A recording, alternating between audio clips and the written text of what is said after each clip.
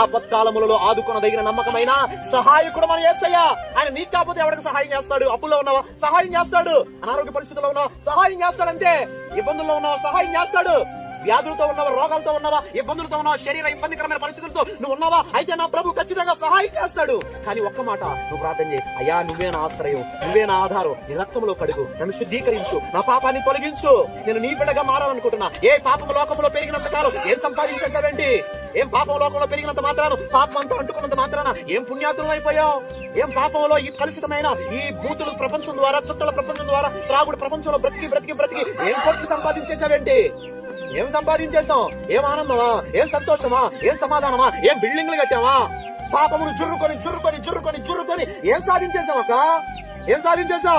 ఆ పాపాన్ని పెట్టుకొని మన శరీరాన్ని నాశనం చేసుకుంటున్నాం. ఆ పాపం ద్వారా మన నెమ్మదిని నాశనం చేసుకుంటున్నాం, మన శరీరాన్ని పాడు చేసుకుంటున్నాం, మన ఆత్మను పాడు చేసుకుంటున్నాం.